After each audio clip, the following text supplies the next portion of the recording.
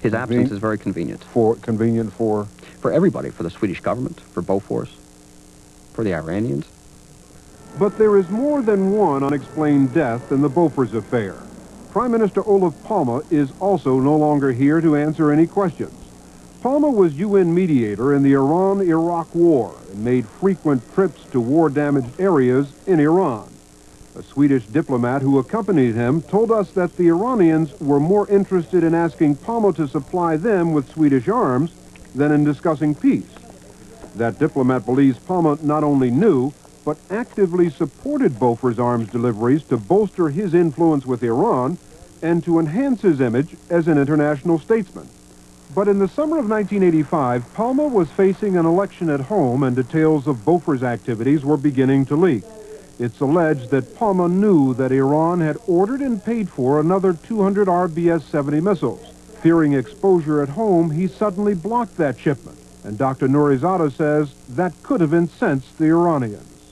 For them, Palme became somebody who is actually preventing them to accomplish what they started with RBS-70, because RBS-70 showed their capability to confront the Iraqi superiority in the air.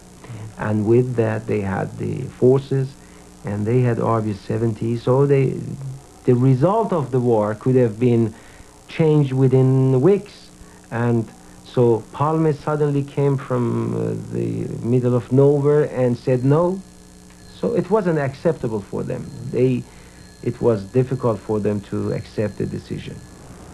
How much Olof Palme knew about the Bofors affair may now never be discovered. Late on the night of February 28, 1986, Palme and his wife were walking home along this street in Stockholm after seeing a movie. He dismissed his bodyguards earlier in the evening because, as he often said, he'd like to live like a normal Swedish citizen. Right here, a gunman stepped out of the shadows and shot the Prime Minister in the back. As Palme lay dying, the gunman ran along here and up those stairs. To this day, Palme's killer has never been caught, and the reason for his assassination remains a mystery. After Palme's death, the Swedish Peace and Arbitration Society, which first disclosed the Bofors affair, found their contacts, who had evidence about those illegal arms deals, were being threatened. Henrik Westander says one person received an anonymous telephone call a week after the assassination. One man called him, said that one has disappeared and more will disappear. And later on we identified this person as an Iranian. When he said one has disappeared, what did he mean? Well, he was thinking about Olof Palme. A year and a half after Palme's death, Swedes still visit the place where he was gunned down. And with police no closer to solving the crime, many Swedes have accused their government of covering up the truth about the assassination. Some believe it's because a dissident element of the Swedish security service, a shadowy group which hated Palme, was involved. But as more and more comes out about the Bofors affair, it's hard to dismiss the Iranian connection. If Palme blocked those deliveries, then the Iranians had a very good reason to want to get rid of Palme because he broke faith. He broke a moral contract that he had made with them to supply them with sophisticated weapons. And I mean the RBS-70 anti-aircraft missile, and large quantities of those as well. Some of which they'd already paid for. Most of which they'd already paid for. And hadn't received. And had not received. I wouldn't point out Khomeini regime as the only beneficiary of Olof Palme's death, but I would say in a circle of people who were involved in these deals, Khomeini regime was one of the participants, probably some secret agent in Sweden and some Bofors boss. They were also in this ring. Who did it? I can't say. But I can see that all of these people expecting some benefit from out of Palme's death. Olof Palme is buried in a modest grave in Stockholm, and most Swedes are resigned to the fact that they may never find out who killed their prime minister or why.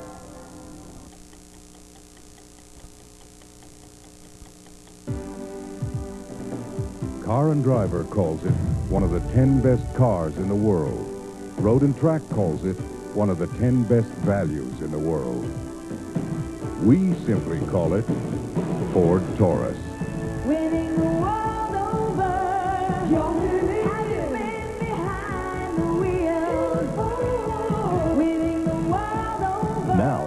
Ford's Leadership Celebration, get a $600 cash bonus on Taurus.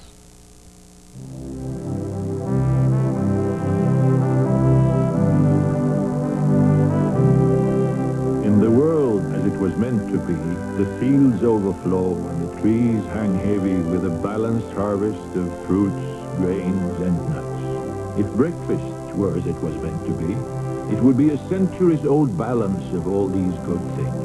The breakfast Europeans call muesli. Now muesli comes to America as Kellogg's Mueslix. Oats, wheat, rice, corn, barley, raisins, dates, and hazelnuts. Kellogg's Mueslix. 5 grain or bran. What breakfast was meant to be. Not only is the 35mm Olympus Infinity totally autofocus, auto quick flash, auto everything, it's also totally weatherproof. The Olympus Infinity. Absolutely great pictures, absolutely no hassles. You are insane. Restless natives lead to murder Sunday. Over my dead body. It's a nasty business, isn't it? You got something gnawing at you? Something is very odd. Then, missing in action. I thought you were dead. I couldn't come back. He returns to take her where she's never been.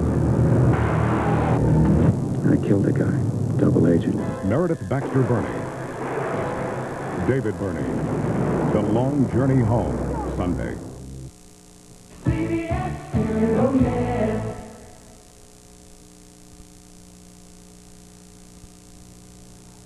It was another time, another era. Back in the late 1960s, while Martin Luther King was preaching nonviolence, a group known as the Black Panthers was preaching revolution. Their leaders, Huey Newton, Bobby Seale, Eldridge Cleaver, called the police racist pigs. In turn, J. Edgar Hoover called them the most dangerous group in the United States.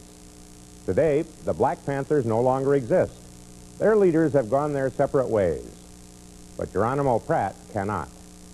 For most of the last 17 years, Pratt has been here in California's San Quentin prison. From the beginning, he has claimed that he is a victim of an FBI conspiracy, a political prisoner. But in spite of his protests, Pratt stands convicted of the senseless murder and $18 robbery of a 27-year-old white woman. Did you ever kill anybody? I killed a lot of people. A lot of people. We probably got a whole graveyard of people I killed, and, you know.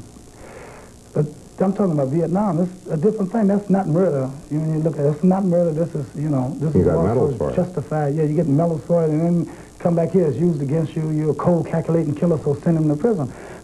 But, no, I have never killed anyone since the last killing right outside of Phu Bai in Vietnam, 1968. In 1968, Elmer Pratt was a sergeant in the 82nd Airborne, a war hero with a chest full of medals, including 2 Purple Hearts. The sergeant and his driver and his gunner were literally blown to pieces. They were all white, right? And they were blown to like toast, burnt toast. And about 2.5 hours later, my Jeep, I'd have to take a lead position, hit the same type of mine. And I was wounded in my lower extremity. I still have needle fragments in my lower body and my lower back. Elmer Pratt was discharged from the Army and enrolled in the University of California at Los Angeles. But the war Pratt left behind in Vietnam followed him home. Rioting in the streets, assassinations. And so Elmer Pratt became Geronimo Pratt, the leader of the Southern California chapter of the Black Panther Party.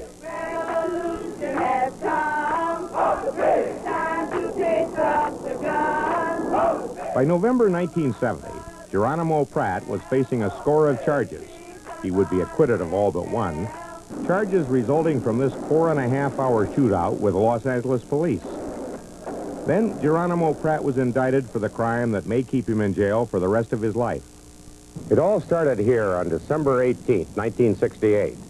Mr. and Mrs. Kenneth Olson had booked a public tennis court in Santa Monica and had put some coins in a timer to turn on the lights.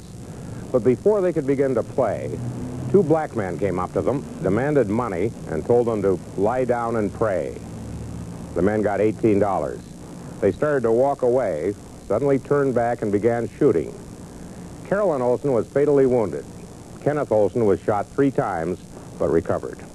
For 2 years, the police searched for the murderers of Carolyn Olson, using this composite drawing based on Kenneth Olson's recollection.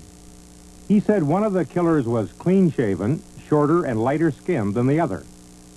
Then the Los Angeles police opened this letter, which had been written by a former Black Panther who claimed that Pratt had confessed to him that he, Pratt, committed the murder. With Pratt a suspect, the police showed these mugshots to Kenneth Olson, the survivor. He picked Pratt as the light-skinned, clean-shaven gunman and later repeated his identification at Pratt's trial in June of 1972. After over 10 days and nights of deliberation, a jury convicted Geronimo Pratt of first-degree murder. They put Geronimo Pratt in prison, and he dropped out of the news. And that could have been it. But in the mid-1970s, a series of things began to happen. A Senate investigating committee found that the FBI had had a highly questionable counterintelligence program aimed at the Black Panthers, and that Pratt was a special target. Then it was revealed that this man, Julius Butler, the ex-Black Panther who wrote the letter that made Pratt a suspect, that Butler was in regular contact with the FBI prior to the trial. The FBI also revealed that it had informants reporting on Pratt's conversation with his lawyers. And then Amnesty International put Pratt's name on a list of people held in jail around the world for possible political reasons. I don't think there's a more important case I'll handle in my lifetime than this case. Former Republican Congressman Pete McCloskey is now one of Geronimo Pratt's lawyers. Well, the key thing was that the key witness against Pratt had been an FBI informant, was carried on the FBI rolls as a probational racial informant, clearly was an informant, had denied under oath on the stand that he worked for the FBI or was an informant. The FBI knew that he was an informant. What did the Los Angeles police and district attorney who prosecuted Pratt for the murder, what did they know about the FBI program? The two agencies clearly worked together, but we don't have any clear proof that the L.A. police and the L.A. prosecutor knew the depth and the gravity of this FBI program. The FBI, concealed the program even for other FBI agents, let alone the public. But there was, at the time, admittedly, a good deal of contact between the Los Angeles Police Department and the FBI. In the reports to J. Edgar Hoover, the special agent in charge of Los Angeles said we are in daily contact with the LAPD with the efforts to neutralize and get them arrested and convicted of all of the Black Panther leaders. But did they say that that did not include matters pertinent to the Pratt trial? It's insane. Why would they have daily contacts if they weren't trying to lock up the Black Panther leaders? That was the whole goal of the program. But the FBI role was not the only thing that was questionable. How reliable was the eyewitness, Kenneth Olson, the survivor, who picked Pratt out of a lineup? A year before he identified Pratt, he picked Eugene Perkins out of a lineup as the clean-shaven, light-skinned killer. The only trouble was, Perkins was in jail at the time of the murder. Larry Rivets, a public defender in Los Angeles, represented Perkins at the lineup 19 years ago. Why is that incident, that lineup, and your notes on it, why is that important?